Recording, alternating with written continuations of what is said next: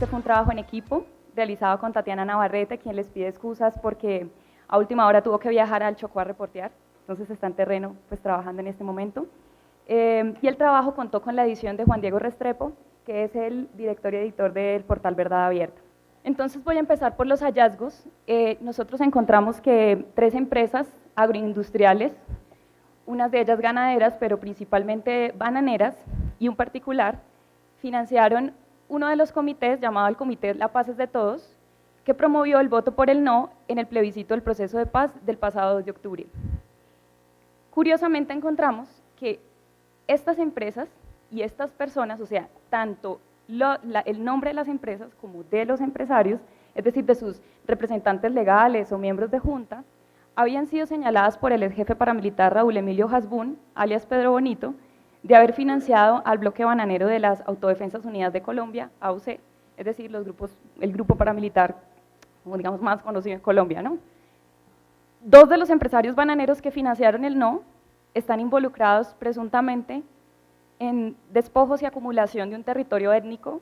reclamado por la comunidad afrodescendiente de Puerto Girón en el Urabá antioqueño. Y 3, el trabajo pues pone en evidencia que la financiación de estos empresarios a la campaña del no en el plebiscito evidenciaba pues probablemente su preocupación con la implementación del acuerdo, principalmente en función de 2 puntos, ¿no? Uno, la aplicación de la Jurisdicción Especial para la Paz, que crea un tribunal especializado que juzgará a quienes financiaron a grupos armados ilegales, y que en el primer proceso de justicia transicional, que es el de la Ley de Justicia y Paz del 2005,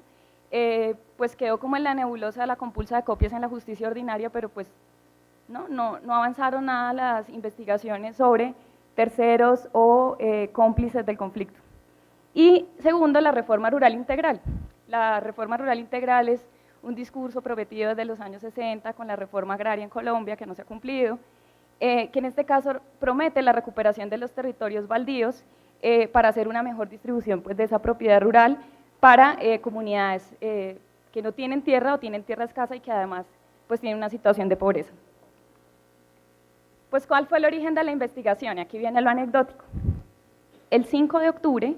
es decir, 3 días después de los resultados del plebiscito, Juan Carlos Vélez, el gerente de la campaña del no, le concedió una entrevista al diario La República. Esa entrevista generó mucha indignación. Yo no sé si ustedes recuerdan pues lo que él contó en la entrevista, ellos titularon la entrevista "El no ha sido la campaña más barata y más efectiva de la historia", con 60 aportantes, 30 empresas y 30 particulares por más o menos 1.300 millones de pesos. Y él lo que explicaba en esa entrevista es que habían acudido a una estrategia del miedo, de usar las emociones, y se fueron a las emisoras pensando un poco como en el grupo objetivo, clase media, clase con pocos recursos económicos, diciendo el proceso de paz va a generar impunidad, el proceso de paz va a hacer que se le quite una mesada a las personas que se están pensionando, nos vamos a volver Venezuela, ¿no? Y a punta de discurso, pues generaron un movimiento a favor pues, del no. Y ahí fue cuando nos sacudimos y dijimos, oye, ¿cómo nunca se nos ocurrió investigar con tiempo o pedir los listados de los financiadores? ¿Por qué no lo hicimos, no? Entonces, ¿qué sucedió? En ese momento hubo un movimiento de notas en prensa pues, local y nacional que replicaban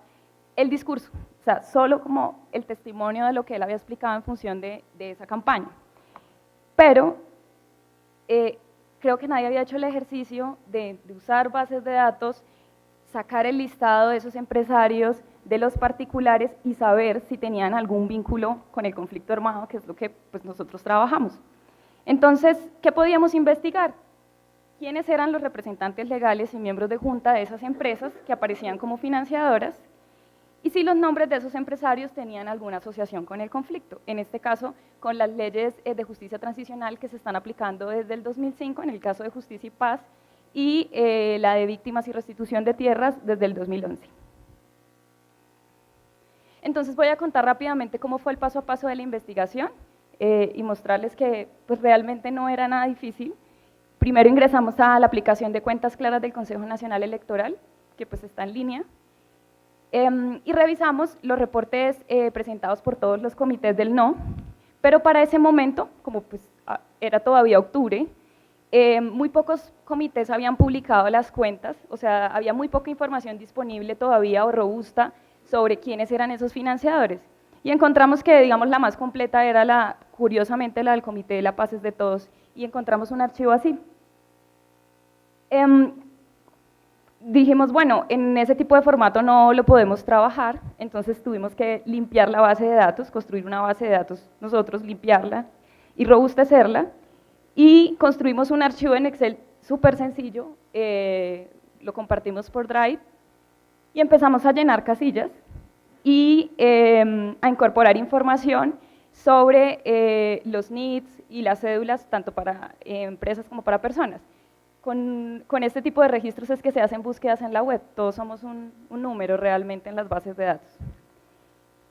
Y ya con esta información, tanto con el de, principalmente el de las empresas, ingresamos al RUE, que es el Registro Único Empresarial, ahí abajo les puse el link, porque queríamos saber quiénes componían o quiénes eran los empresarios que constituían pues, esas compañías. Y confirmamos también en Supersociedades. En Supersociedades lo interesante es que te arroja además el correo electrónico de contacto clave y la dirección, ¿no? Porque a veces uno entra a páginas de corporaciones y dice, ingrese por favor este formulario y nosotros los contactamos, ¿no? Porque a veces no solo en la web directa de las páginas de las compañías no encuentras todo. Y gracias a este ejercicio sencillo de buscar en bases de datos públicas, empezamos a encontrar las primeras coincidencias, y era que varias de las empresas financiadoras correspondían a bananeras y que tenían representación legal compartida, ¿no? Entonces son empresas con distintos nombres, pero cuyos miembros son los mismos. Entonces ahí ya había una coincidencia. Y lo fuerte fue cuando empezamos a buscar archivos oficiales derivados de las investigaciones del proceso de justicia y paz que habían quedado por allá archivados, guardados en una caja, ¿no? Porque pues ya muchas sentencias han salido. El de la foto arriba es Raúl Hasbún, alias Pedro Bonito, un desmovilizado, empresario que es pues, paramilitar, que conformó grupos armados ilegales en el Urabá, principalmente el Frente Arles Hurtado, y él en sus procesos de confesión entregó listas a la Fiscalía, ahí está la fecha, el 25 de enero de 2011, de las empresas y los particulares que habían aportado dineros a ese grupo paramilitar. Y ahí aparecían los nombres de las empresas que nosotros estábamos rastreando con la otra base de datos. Entonces, pues en este caso era Banacol, Proban y Uniban, que eran las comercializadoras de las empresas que estoy mencionando. Buscamos también sentencias de justicia y paz, las que ya estaban pues obviamente en línea,